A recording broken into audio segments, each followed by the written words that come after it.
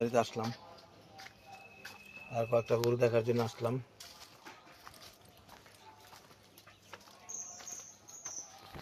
আমাদের বাড়িতে একটু গরু দেখার জন্য আসলাম।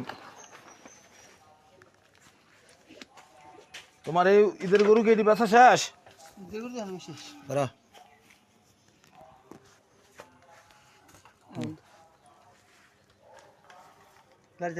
না লাইট তো কও করে নাসরিন, ও নাসরিন, এ ঘর নাই গিয়ে সে মাতা না তুমি ধরো আমি আসবো কই যাই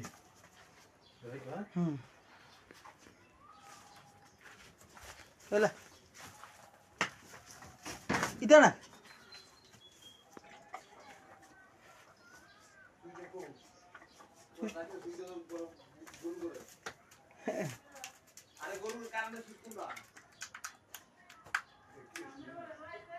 হ্যাঁ মানে ডাক্তার শোনো না কেন?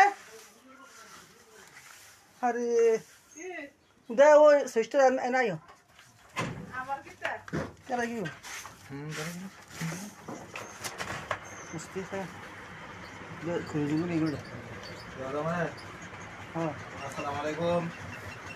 আগে যে 3 বছর আছে মোটামুটি ভালো লাভ হয়েছে। একটা খামারি কোন সময় লাভবান? যখন সুষ্ঠু পেশায় গরুটি বাজারজাত করতে পারে বা সুস্থ থাকে বা টিকা প্রয়োগ করে তখনই সেই গরুটা লাভবান। এই যে দেখেন আমি কিছুদিন আগে কোরবানি গরু সব আপনাদেরকে ভিডিও ছাড়ছিলাম।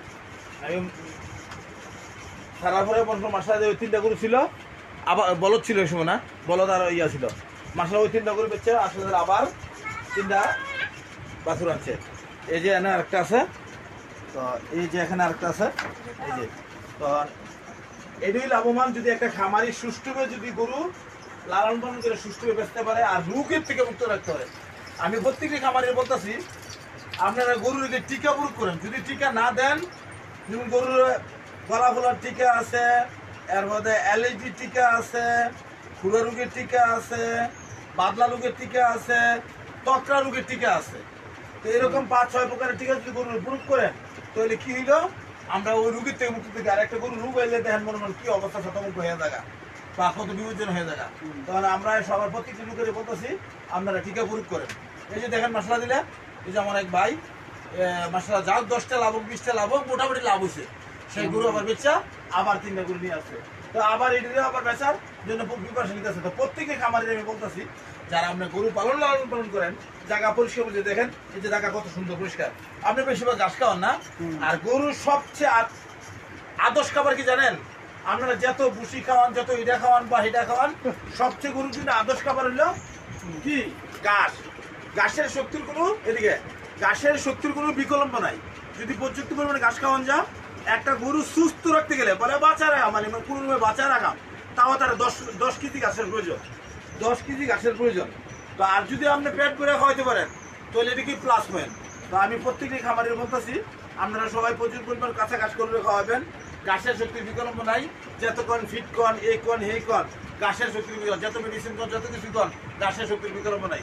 এই যে দেখেন মশলা 2টা গরু, 3টা গরু খুবই সুন্দর মশলা দিলে অনেক সুন্দর রং পরিবর্তন হয়েছে।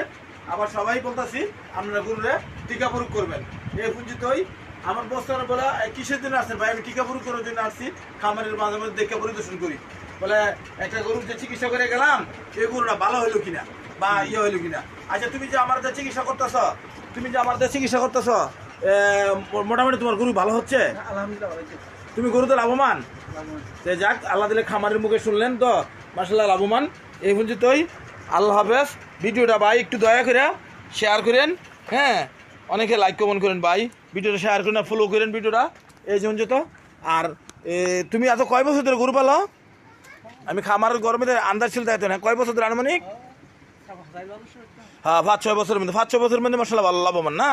গরু তো মাশাআল্লাহ চলছে না একসময়। যাক মাশাআল্লাহ দিলে 5-6 বছর ধরে আমি তোমার গরু দেখাশোনা করতেছি মোটামুটি ভালো। যাক এই পর্যন্ত, আল্লাহ হাফেজ ভাই। ভিডিওটা শেয়ার করেন ভাই, নিজের ভিডিও নিজেই একাই করতে হয়। আল্লাহ হাফেজ, আসসালামু আলাইকুম।